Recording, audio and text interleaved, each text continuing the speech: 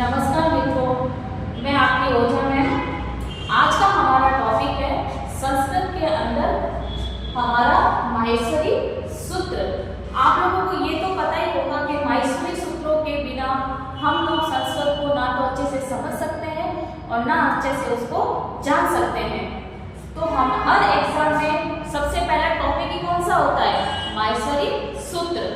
अब हम इसमें थोड़ी सी ये चर्चा करते हैं कि हमारा जो माहेश्वरी सूत्र है उसकी उत्पत्ति कैसे हुई है, उसमें कौन सा प्रत्यय लगा है, उसके अन्य कौन कौन से नाम हैं और एग्जाम में कैसे इसके क्वेश्चन पूछे जाते हैं। तो हम थोड़ा सा इसको विस्तार से आज देख लेंगे। तो सबसे पहले है हमारा माहेश्वरी सूत्र। माहेश्वर सूत्राणि, माहेश्वर सूत्राणि यानी माहेश्वरी सूत्र। अब उसके बाद में इसकी आती है डेफिनेशन। डेफिनेशन क्या है? तो देखो, महेश्वरेण प्राप्तानि महेश्वरात् आगतानि। फिर से देखो, महेश्वरेण प्राप्तानि और महेश्वरात् आगतानि। इसका मतलब होता है कि भगवान शिव के द्वारा जो हमें प्राप्त हुआ है, यानी भगवान शिव ने ही हमें इस माहेश्वरी सूत्र को अपनी ओर भेजा है। यानी भगवान शिव के द्वारा आए हुए स्वरों को भगवान शिव के द्वारा हमने प्राप्त किया है, उस स्वरों को क्या बोलते हैं? माहेश्वरी सूत्र। हो गया इतना क्लियर? तो सबसे पहले तो डेफिनेशन कि क्या है डेफिनेशन? तो वो है महेश्वरेण प्राप्तानि महेश्वरात् आगतानि। ये तो हो गया हमारी डेफिनेशन। फिर उसके बाद में हम बात करते हैं कि माहेश्वरी सूत्र में कौन सा प्रत्यय लगता है। तो माहेश्वरी सूत्र में हमारा अन प्रत्यय लगता है। अन प्रत्यय लगने पर महेश्वरी का क्या हो जाएगा? माहेश्वरम। देखो, महेश्वर प्लस अण बराबर माहेश्वरम, यानी भगवान शिव के द्वारा दिया गया शब्द माहेश्वरम बनता है। यानी महेश्वर क्या हो गया? भगवान शिव ने जो क्या दिया है? प्रत्यय दिया है, उससे क्या बना? माहेश्वरी सूत्र यानी माहेश्वरम।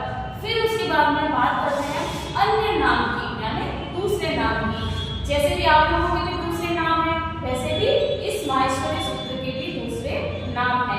क्या क्या है तो वो देखते हैं। पहला हो गया हमारा प्रत्याहार सूत्र। पहला कौन सा हो गया?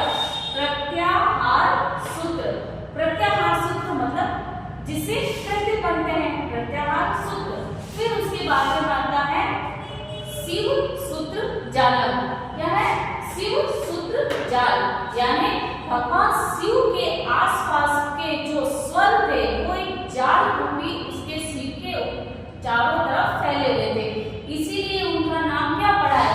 शिव सूत्र जालम। यानी पूरा एक जाल फैला होता है ना, जैसे हम समुद्र में मछली को पकड़ते हैं, जाल फैलाते हैं, फिर सारी की सारी मछलियां बाहर आती है। तो ठीक वैसे ही शिवजी भगवान यानी हमारे जो माहेश्वर है, यानी हमारे जो शिवजी भगवान है, उनके चारों तरफ इन शब्दों का जाल था और इसीलिए दूसरा नाम क्या पड़ा? शिव सूत्र जालम। फिर उसके बाद में थर्ड हमारा नाम आता है अक्षर वेद। फिर आता है वर्ण वेद। अक्षर वेद, ये तो में जितने भी सारे अक्षर हैं वो किसकी देन है? हमारे माहेश्वरी सूत्रों की ही देन है। वर्ण वेद यानी हमारी जितना भी वर्ण है, स्वर है, व्यंजन है, जितने भी हमारे वर्ण है वो भी किसकी देन है? हमारे माहेश्वरी सूत्रों की ही देन है। हो रहा है ना क्लियर? आगे चले। फिर नेक्स्ट नाम हमारा क्या आता है? फिर नेक्स्ट हमारा आता है संस्कृत वर्णमाला। संस्कृत वर्णमाला सूत्र। संस्कृत वर्णमाला सूत्र यानी हमारे जो संस्कृत वर्ण है, कौन कौन से हैं? स्वर है, व्यंजन है, वो पूरी की पूरी हमारी जो वर्णमाला है वो किस पे केंद्रित है? पूरी की पूरी हमारे इस माहेश्वरी सूत्र के आधार पर ही आगे बढ़ती है। फिर उसके बाद में हमारा नेक्स्ट नाम आता है चतुर्दश सूत्र। क्या है? चतुर्दश सूत्र। चतुर्दश का मतलब होता है 14 सूत्र, यानी ये माहेश्वरी जो सूत्र हैं उनकी संख्या कितनी है? पूरी की पूरी 14 संख्या है, इसलिए इसका एक और नाम क्या हो गया? चतुर्दशवा सूत्र। फिर उसके बाद में आता है अक्षर सममानाय सूत्र और वर्ण समागमानाय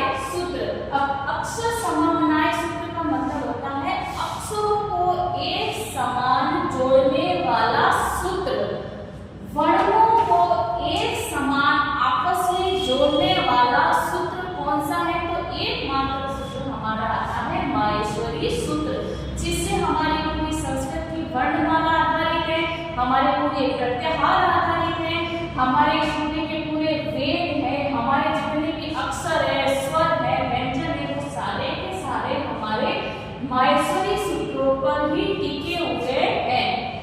जिस तरह ये क्लास है वो पूरी की पूरी क्लास किसके ऊपर टिकी हुई है?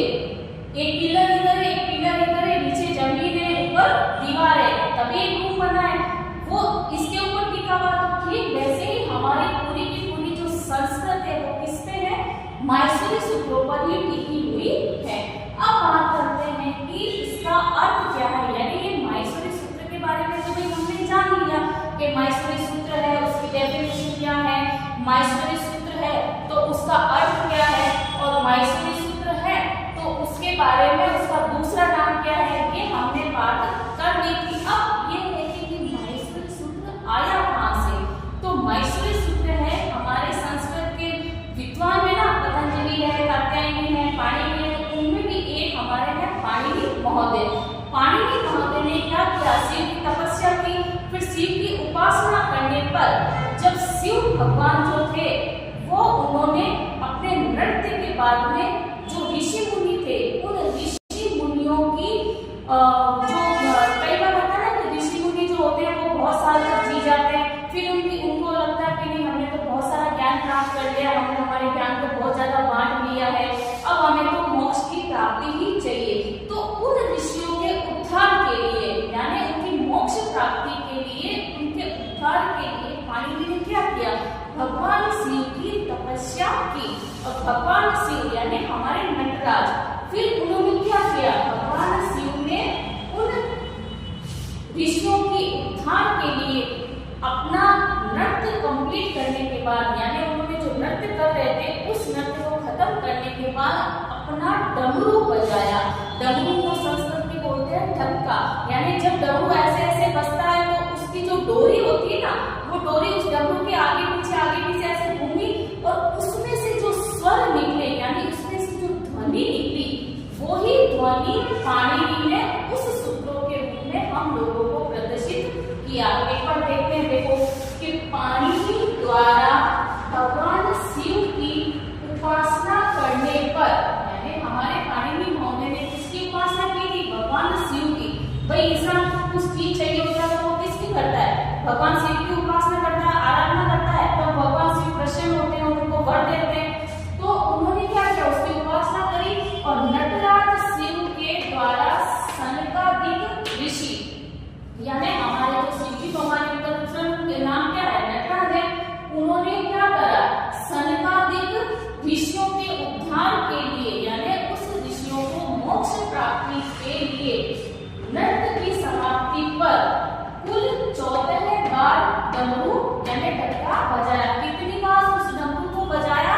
ऐसे ऐसे ऐसे उन्होंने पूरे के पूरे 14 बार बजाया, जिसमें पहले में तो 5 बार और दूसरी में 9 बार, है ना, यानी पहले में 9 ध्वनि जो निकली और उसके बाद में पाणिनि ने उसी ध्वनि को कितने रूपों में? पूरे के पूरे 14 सूत्रों में उसको स्वीकार किया। और फिर उसके बाद में हमारे जो 14 सूत्र है, यानी अ, इ, उ, ऋ, ली, क, वो मैं आपको समझाऊंगी नेक्स्ट वाले वीडियो में। तो आज का हमारा स्टडी का यही टॉपिक है।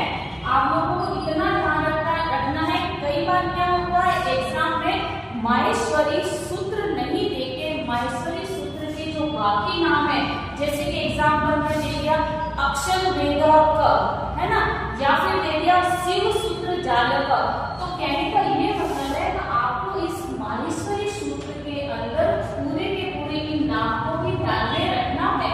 कई बार डेफिनेशन भी दे दी जाती है गैप देके कि महेश्वरी प्राप्तानी डैश आगदानी, फिर यहाँ पर महेश्वरार्थ की जगह आपको शिव भी दे सकते हैं, शिवम भी दे सकते हैं, माहेश्वर भी दे सकते हैं, बट ध्यान से देखना यहाँ माहेश्वर नहीं है, यहाँ महेश्वरार्थ है। तो ये भी आपको अच्छे से ध्यान देना है कि एग्जाम में एक मात्रा भी पूरा ध्यान से आपको देखना पड़ेगा।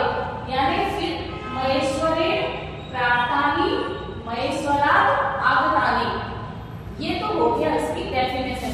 फिर उसके बाद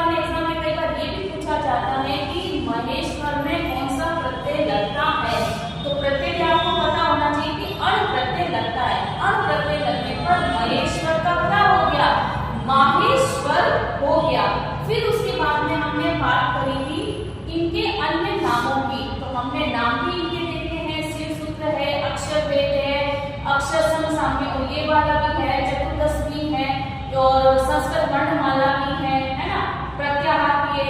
ये सारे नाम आपको एक एक नाम अच्छे से याद होने चाहिए, क्योंकि एग्जाम में हमारा क्या होता है, जो भी एग्जाम्पल होते हैं, एग्जामिनर है वो उसको घुमा फिरा के कोई ना कोई नाम दे देते हैं। इतना हो गया क्लियर। फिर उसके बाद में इसका अर्थ कि भाई कैसे इसकी जो 14 हमारे मायसोरी सूत्र है वो कैसे आए। तो आज का हमारा टॉपिक यहीं तक होता है।